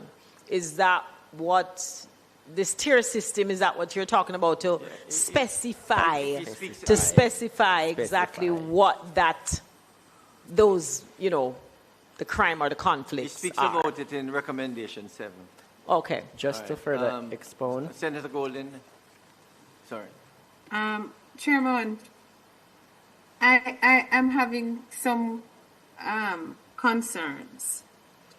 And I can't speak generally about all schools, but I certainly know that schools are challenged, and principals and staff in schools are challenged just to deliver the lesson plan to classes, and yet also challenged by increasing levels of antisocial behavior in schools.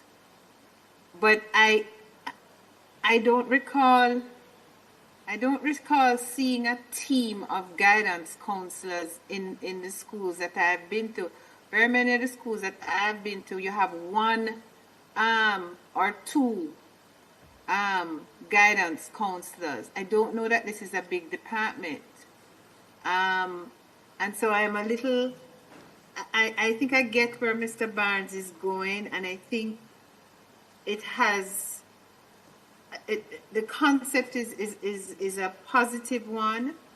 I would like to see us perhaps, I would like to ask him perhaps to flesh it out a little bit more, and to consider, as he's fleshing it out in terms of these tiers and the committees and how they would work, to consider for us the existing structures and to identify for us the gaps and the maladies that he seeks to remedy with this existing structure, not in a general way, but in a very specific way. Mr. Barnes, we want to give the Fury. I'm not asking him to do that right No, now, I Chairman. accept that. I don't think he has. So one of the room things to do it now. we're going to ask you to summarize your recommendations, and we may, in fact, when the other members have a chance to look at this, possibly invite you back to flesh out some more. Okay, if you don't mind. No So problem. summarize the remaining, and then we ask Fury children to present. But your recommendations have a lot of matters that I think that members of the committee, wouldn't you say that, Donovan, would need to look at? Come in. And I'll we be can. at his university tomorrow too. And then we Yes, can sir. invite you. Yes, sir.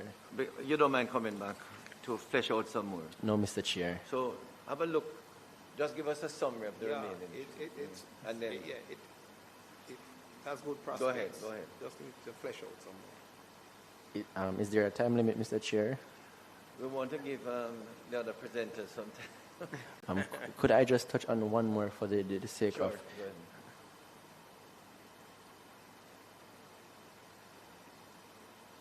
go ahead. This was highly talked about within the various committees in terms of the enclosed provision, but my recommendation to the committee for consideration gives it more a formal detail in terms of fleshing out more in terms of identifying the gaps. But what I want to touch on is the guardianship. I think this one is something that I believe should have more of a legislative clause.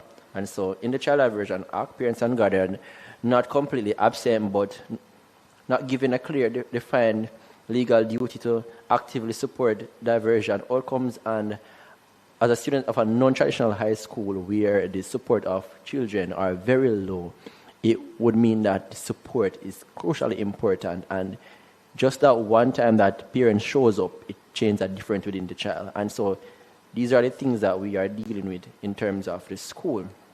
Now, while they acknowledge the role of the parent and guardian, it does not impose a clear legal obligation requiring their active participation or support in the child diversion and rehabilitation process. Now, the state monitors, the child is given responsibility, but the parent is not given any formal role. And so that is a gap that I would have identified. Now, amendment. So parent participation and responsibility framework. The rational, effective rehabilitation of a child in conflict with the law is significantly influenced by the home environment and the level of parent or guidance support. While diversion program focus on the child, the absence of structured parental accountability limits effectiveness and sustainability of the behavior change. International standards, particularly the United Nations guidelines for the prevention of juvenile delinquent, emphasizes the role of the family in preventing juvenile delinquents in supporting integration. Establishing a clear legal framework for parental participation ensures shared responsibility, strengthens compliance with the diversion conditions, and improves long-term outcome. Now, my proposed amendment insert new section 14b immediately after subsection 14a of the Principal Act. 1. Where a child is referred to the Child Diversion Committee for participation in a child diversion program, the parent or guardian of that child shall 1. Attend scheduled meetings, conference, or intervention convened by the Child Diversion Committee. And we would have seen where examples and real-life scenarios would have been given in terms of the child going to the program, but they don't get enough support, and so they lapse. And parental support is very important. And giving it that legislative clause will now enable us to be more effective because the state cares, the child takes responsibility, but the parent does not. And so going further, take reasonable steps to ensure the child compliance with the conditions of the diversion program. C. Participate in the counseling, parenting, education of family-based intervention where directed by the Child Diversion Committee. And D. Cooperate with any assessment conducted under Section 14A. 2. The Child Diversion Committee may include parental participation as a condition of the Child Diversion Program. 3. Where a parent or guardian fails without reasonable excuse to comply with subsection 1, the Child Diversion Committee may A. record such non-compliance in its proceedings. B. Take such non-compliance into the account in reviewing or modifying the child diversion program. And C. Make a referral to a relevant social service agency for further intervention. 4. In this section, parent or guidance includes any person having legal custody or care and control of the child. And what this does is give more support to the child. Mr. Barnes, first of all, let me thank you. I glanced through your program while I'm listening to you. I think, a number of members would like to look at your presentation a bit more. You are a resident in Mandeville, right? or in town? Yes, sir. Yes, sir. Yes, Chair. In Kingston or Mandeville? In Kingston, Chair. Oh, so it's easy for you to come to Parliament? Yes, Chair. Depending on what the members think, we might invite you again to respond to some clarification, all right? So we might invite you to return as I'll ask the child diversion team to look at more carefully at your recommendations, and if necessary, we might invite you to return, if you don't mind, okay? But it's clear you have put in a lot of effort into this. So, having done so, I want to congratulate you. And when we get a chance to examine it more fully, especially the child diversion office, we may invite you. I wouldn't say we will, but we'll keep in touch, okay? Thank you, Mr. So Chair. thank you very much for the presentation. Yes. Yes, good. All right, so we give the opportunity to the Fewer Children Foundation to make their presentation. And depending on time, we may, if you don't finish, we may invite you again. Let's see how far we go, okay? Could you indicate to the members of your team? And ready? Yes, good afternoon. The Chair, the distinguished members of the Joint Select Committee, ladies and gentlemen, good afternoon. My name is Antonio Davis. I'm an attorney at law by profession. And with us today, the Fewer Children Foundation, Ms. Nikasha Dockery, Daryl Scott, and Jordana Denton. Fewer Children Foundation is a youth-led civil society organization founded at the University of the West Indies in 2019. Fewer Children Foundation was founded by our executive director, Africa Stevens. And so for the members directly across from me, my name is not Africa Stevens, although it states it here, or a miss. So I'm only standing in today for our executive director, Ms. Stevens. And she sends her regards and apologies for her absence today. So I'll begin our presentation.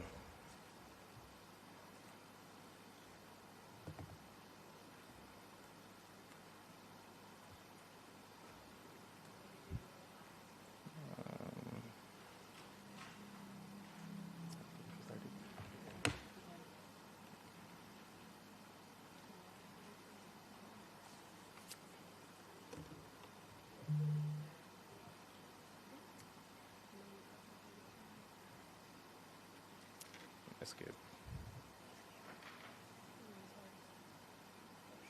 Stop sharing.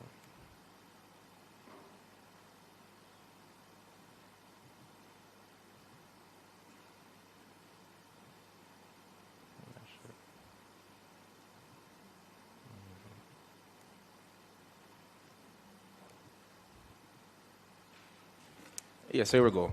So I'll begin our presentation with a quote from the said Ms. Stevens. When the law fails to include a close-in-age exception, it can unintentionally criminalize children, often disproportionately young boys, for consensual relationships with their peers. Our legal framework must guard against coercion, exploitation, and significant age gaps, while ensuring that adolescents are not unfairly drawn into the criminal justice system for developmentally typical behavior. Our presentation hopes to propose meaningful reform that introduces a close-in-age exception with a tiered approach to, and secondly, to amend the acceptance of responsibility provision, thirdly, expanding the eligibility criteria, and thirdly, finally, proposing special considerations for wards of the state, which we believe would significantly strengthen the child diversion framework.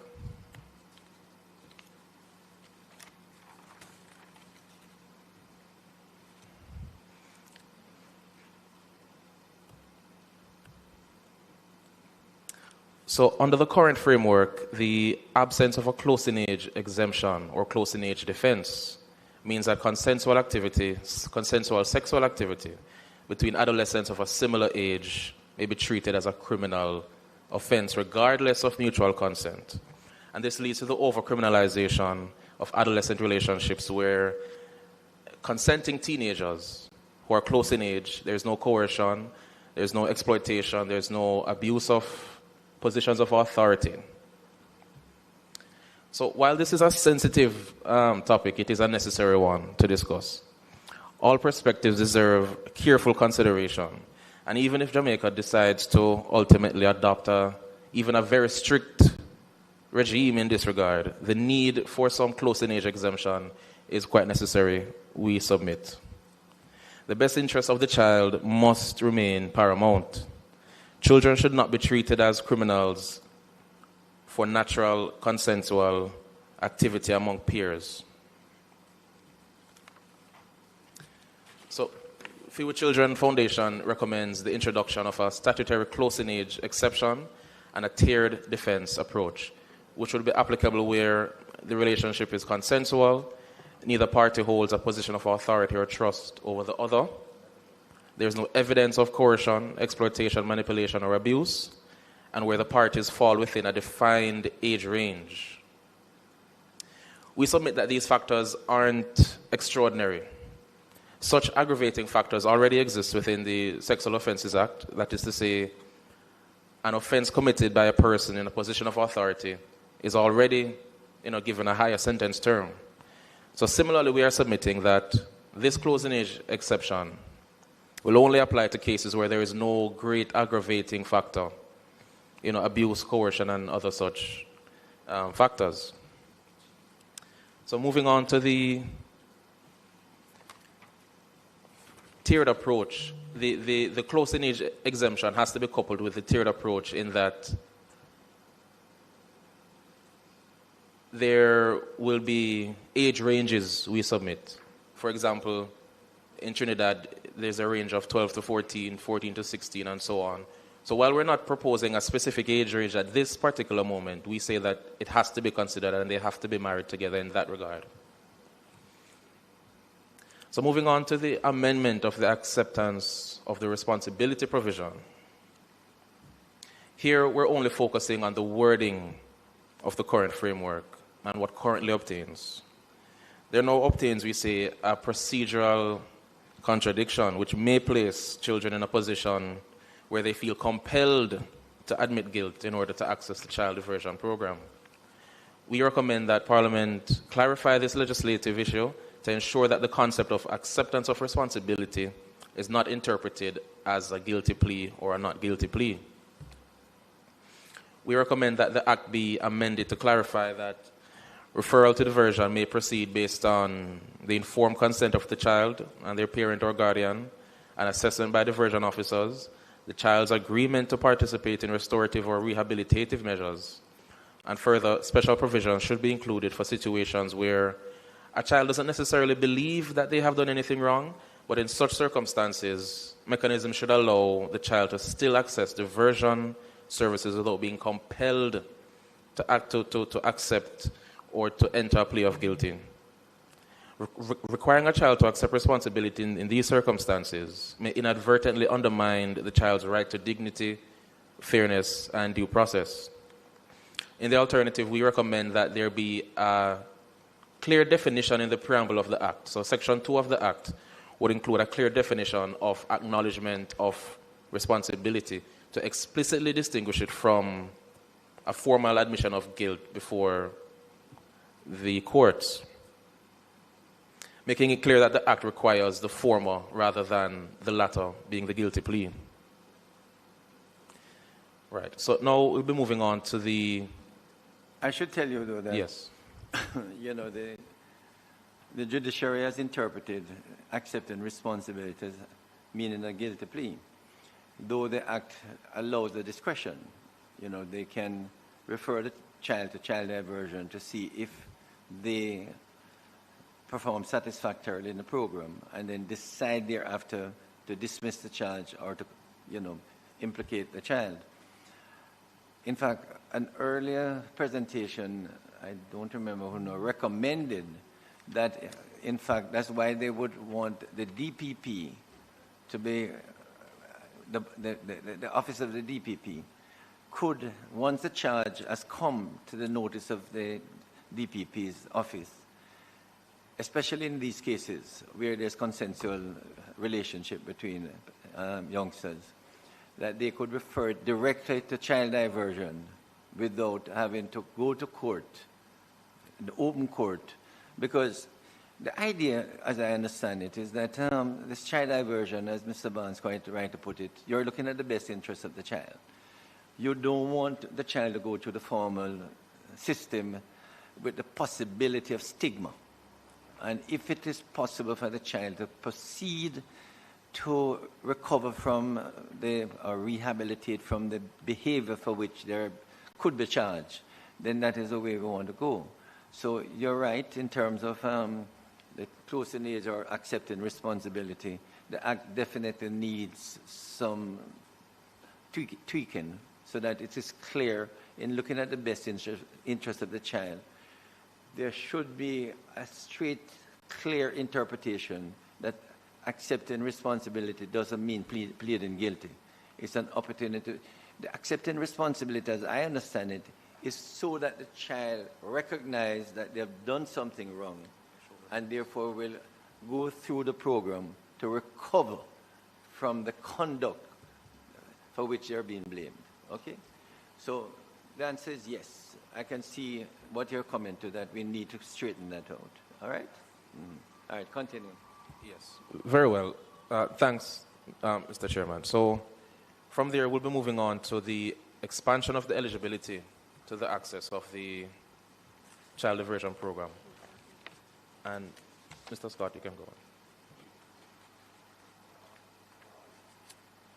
Sorry. Wonderful. Good afternoon, everyone. So we recommend that the definition of child offender under the Act be expanded to contemplate scenarios where the offender essentially has aged out of the Act. What we're proposing here is a clear statutory solution to the issue of young persons aging out of the diversion system. The provision established that eligibility for the child diversion program should be determined by the person's age at the time of the alleged offense, when the alleged offense was committed, not their age at the point of entry. So, under subsection 1, a person who is under 18 at the time of the alleged offense remains eligible for diversion, even if they have since turned 18. This applies regardless of whether they enter the system, the justice process. Specifically, eligibility is preserved if the person turns 18 before arrest, before being charged, before referral to the program, or even during court proceedings. This directly addresses the administrative and procedural delays excluding young persons from diversion. Subsection 2 then sets a clear outer limit. This provides that individuals in this category remain eligible to participate in the child diversion program up until the age of 21. This ensures that there is a reasonable and structured time frame for cases to be processed without creating indefinite eligibility. Importantly, subsection 3 makes clear that diversion is not automatic. The Child Diversion Committee must still assess each case on its own merit. In doing so, they are required to consider the 3 factors: the age of the individual at the time of the offense, the nature and circumstances of the offense, and the overarching objectives of rehabilitation, accountability, and restorative justice. This ensures that the decision remains balanced and principled. But in interest of time, I'll just read the recommendation that we have here right now. So we also include an important safeguard, which is the limitation clause that makes it clear that nothing in the provision removes the authority of the court to determine that diversion is inappropriate where the circumstances of the offense or the interests of justice require the matter to proceed through the formal criminal justice system. So this amendment does not weaken the system, it strengthens it by making it fairer while preserving judicial discretion. Ultimately, what this provision does is to align the law with its purpose. It ensures that individuals who are children at the time of their alleged conduct are treated within a framework designed for children, even if the system responds later than it should. At its core, the principle is simple. Eligibility should follow the age at the time of the offense, not the delays of the system. Okay.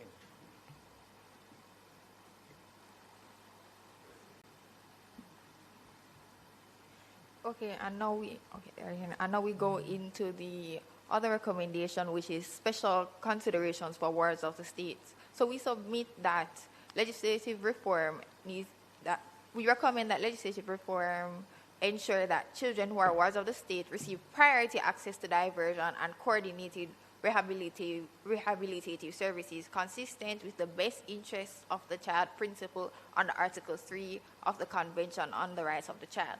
So it's worth noting that children who are wards of the state are particularly vulnerable as they may come into contact with the justice system as a result of systematic vulnerabilities, including unstable living arrangements, trauma, family separation, and limited access to consistent adult supervision. So what this legislation needs to do is to provide these children with an opportunity or with priority access to diversion and coordinated rehabilitative services in light of these vulnerabilities, since the current framework may inadvertently result in further criminalization rather than rehabilitation, which is one of the core functions of the justice system. So we believe that this is rather concerning, given that the state already exercises parental responsibility over wards of the state through the Child Protection and Family Services Agency, CPFSA. And so notably, international child justice standards emphasize that institutionalized or state-care children should receive enhanced safeguards and support rather than deeper penetration into the criminal justice system, which is a likely consequence following over-criminalization. And for the interest of time, I'm going to go into the recommendation. So we'd recommend the insertion of a provision which makes reference to the following. So where a child who is a ward of the state or is otherwise under the care or supervision of the Child Protection and Family Services Agency is suspected of committing a diversion offense, the Child Diversion Committee shall give primary consideration to refer to a child diversion program unless the public interest clearly requires otherwise. So in such circumstances, the Child Diversion Committee shall ensure that A, the Child Protection and Family Services Agency is notified and participates in the diversion process. B, the child receives an individualized rehabilitative plan, which may include counseling, education support, behavioral intervention programs, or family reintegration services. And C, diversion measures address any underlying welfare or protection needs of the child. So the proposed provision would also note that participation in diversion under this section shall be designed to support the rehabilitation and reintegration of the child and shall not be used as a basis for imposing additional punitive sanctions beyond those necessary to address the behavior. Lastly, in determining appropriate diversion measures for children referred to under this section, the Child Diversion Committee shall have regard to A, the child's care status and living arrangements, any history of trauma, abuse, or neglect, the availability of supportive services within the child protection systems, and the best interests of the child. And so I'd like to just formally state that we're not saying that the provision must be adopted in this exact wording, we're just simply suggesting that the provision could be worded in this way. And allows for it, if possible. Yes, and allows for it if possible. Fine. You want to wrap up? Who is?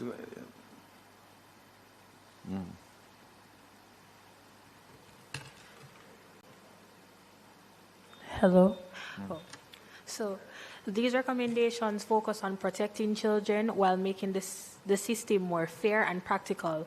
A closing age exception helps avoid criminalizing pair relationship alongside a more flexible approach to accepting responsibility. There is also a need to expand access to child diversion program and ensure wards of the state receive appropriate support. We also emphasize strengthening restorative justice, focusing more on accountability and reintegration. Early intervention is key to preventing deeper system involvement, and importantly, all reforms must maintain strong safeguards to protect children from exploitation. In closing, these proposed reforms are designed to strengthen Jamaica's child justice reform framework in a way that is both fair and forward-thinking. They aim to ensure that diversion practices are aligned with constitutional protections, international child rights standards, and modern restorative justice principles. At the core of this submission is the belief that children should be supported, guided, and given opportunities to rehabilitate rather than be defined by early mistakes. Fairway Children Foundation remains open to providing further clarification or engaging in discussions to support the committee's work, and we welcome the opportunity to contribute to meaningful, lasting reform. Thank you. Very, very good presentation. 3 very good presentations. I want to thank all 3 presenters. You go ahead. Question, Chairman. I just want a little clarity on something, and maybe Ms. Clark can offer the clarity that I need. Priority access for children, wards of the state. I want you to explain that to me, because for somebody to enter the child diversion program, they have to be recommended to the program by a police officer or the judge or the court. And I don't think that if, let's just say my good friend here, my good friend was a child being the judge said to Mr. Williams that he needs to go to child diversion. I don't think the judge looks at, okay, he's a ward of the state or he's not a ward of the state and he's given preferential treatment. I'm just trying to understand what's the necessity for priority access for somebody. There's no what's the word I'm looking for? There's no exclusion in the program. You know what I mean? The program is open for everybody once they're recommended by the court or by a constable. Or the constable. So the priority access thing is something I want a little more clarity on. Mm-hmm. I'd understand if you said that we can only divert 10 children per month or 100 children a year. So you want to make sure at least 30 of them are from a ward of the state. But that's not the case. So just explain that part, please, one more time for me. In essence, I mean, once a recommendation is made for child diversion, the likelihood is that it will go to child diversion. So why would you want it to be a priority? Because and are you saying if they are a ward of the state, they should be given special attention? They're clearly not, to the best of my knowledge. Why are you putting this priority for wards of the state? Oh, so what we're saying is we prioritize them in light of the various systematic challenges that they face. Because what we know is that the child diversion system as it stands is a bit packed and can be delayed. And so we feel as though that these children, in light of their particular vulnerabilities, need to be prioritized to go through child diversion in the event that they commit, an offense that needs to be directed, or a diversion offense, because of the fact that they're particularly vulnerable and they need special attention in light of their vulnerabilities. The truth of the matter is, if I might ask Ms. Clark, have you had many children who are wards of the state come into the program? So, Mr. Chair, we've had a number of children who are wards of the state that are treated through the child diversion program. I appreciate the comment, though, about the program being packed. And we also appreciate that we expanded. We got a number of officers in the last 2 years, I think. But in terms of them coming to the program, they're treated. And we make arrangements to enter the facilities and see them. And you also do, the assessment, a full assessment. The same risk and needs assessment that we use, the same tool. It's one tool for every child, and it identifies all of the issues that they're facing. So regardless of whether they're a ward of the state or they're in the general population, for lack of a better term, we do the same assessment and we craft the same treatment according to the needs of the child and the risk that is identified, and the services are available to them as well. So you see, Ms. Denton and your team, definitely priority is given in a sense that the assessment knows that the child is coming from as a ward of the state, and therefore would take that into consideration and say that child may need more psychological support than, say, another child. So to say a priority for ward of the state, I don't think we need that, because in a sense, in the assessment, that basically is done. So bear that in mind, okay? Yeah. Sorry. Yeah. Through you, Mr. Chair, I just wanted to have Ms. Denton look at this is section 420 of the presentation on the special considerations for wards of the state, where there seems to be an admission that the Child Protection and Family Services Agency already exercises parental responsibility over the wards. And to follow up on what Vanessa stated earlier, that the Child Diversion Committee also involves the CPFSA, correct? So my question to you is, have you, from your perspective, detected any inadequacy or inefficiency on the part of, and I say it's risky, on the part of CPA, FSA, why you are proposing that special considerations be given? Are you detecting any, any weakness? Weaknesses, correct. Any weakness in how it currently operates? Have you been able to assess any child of the state who has gone through the program? No, I haven't been given the opportunity to assess any children of the state who've gone through the program, honestly. But it's more so of just like a concern standpoint, in the sense that we're saying that these children... Oh, so sorry. Well, I'm saying that I have never assessed a child who's a ward of the state, but it's mainly on a concern standpoint that if these children are not given special consideration, they might, in light of their vulnerabilities, risk over-criminalization of them. So that's really the standpoint that it's on. Mm-hmm. But I've never personally interacted with any. Member, I wanted to find out, because I think it's not just these three groups who have come before this committee making statements as if they're inefficiencies or that people are not speaking to each other, or agencies are not speaking to each other, or the fact that we're all not aware of what obtains within the system of the Child Diversion Act. And so I'm wondering if, because a lot of times we don't have data to really back up and to show, what's been happening. So X amount of children from CPFSA or in these homes have received child diversion, gone into the program, or X amount of children from this area. And maybe that is what we need to see from the child diversion program, some sort of a data being collected to show that this is what has been happening over the years, where, we're getting 20 children from CPFSA, recommendation from CPFSA to have these children in the child diversion program. And so for me, sitting where I sit as a parliamentarian and listening over and over again to, different things happening and you don't have the data to really back up, I would suggest, Chairman, that we have some sort of a,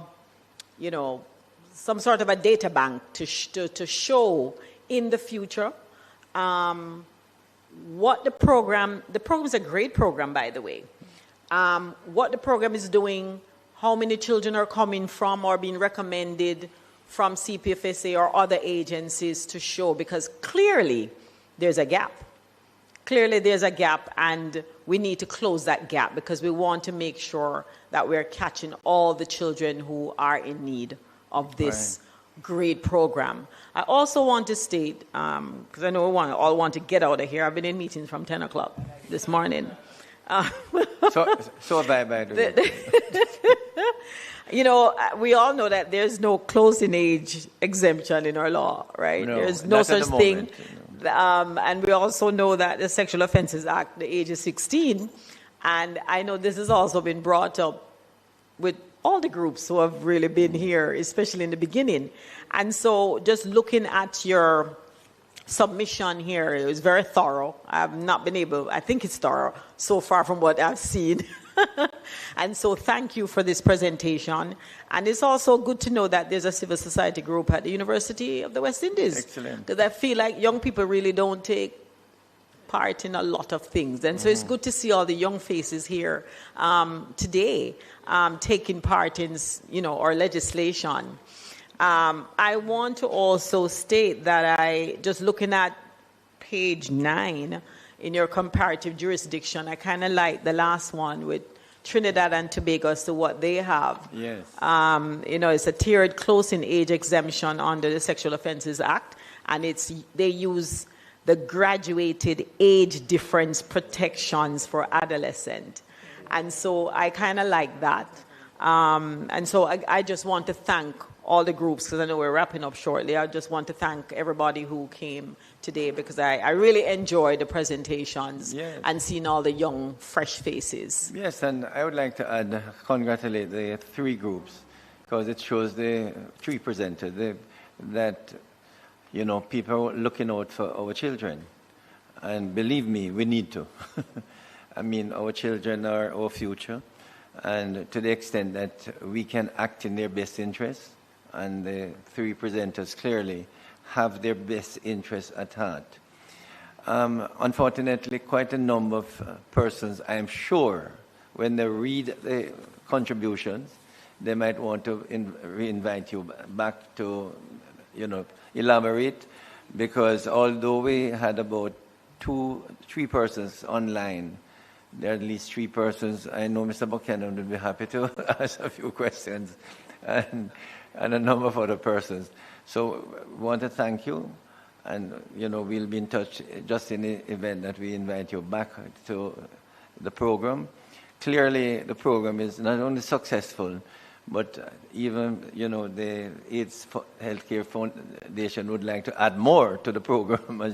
That's what I'm getting from them, and how do we do it? Mr. Barnes making some suggestions. So did you, for the children, some good suggestions. These will be taken aboard, but in the event that we need elaboration by other members of the committee, we may invite you back.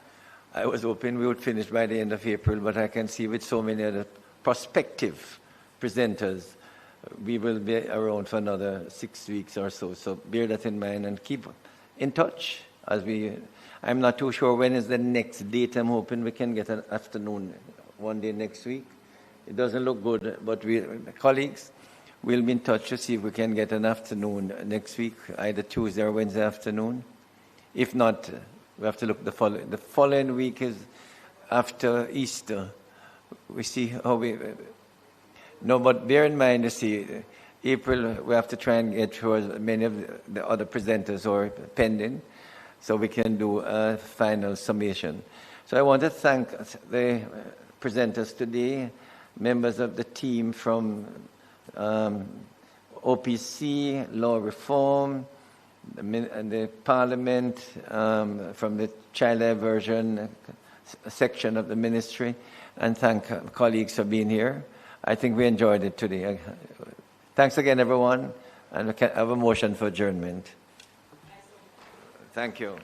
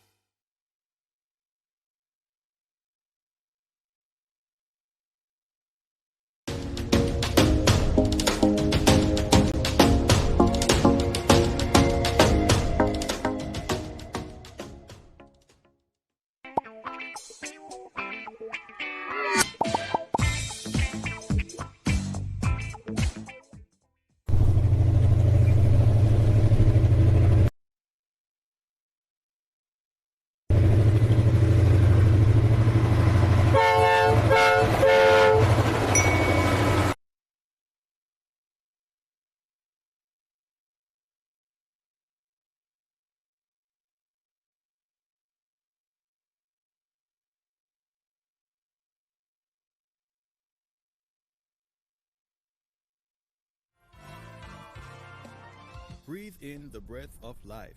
Saturdays and Sundays at 7:30 a.m., Mondays, Wednesdays, and Fridays at 5:30 a.m. on PBCJ, the People's Station.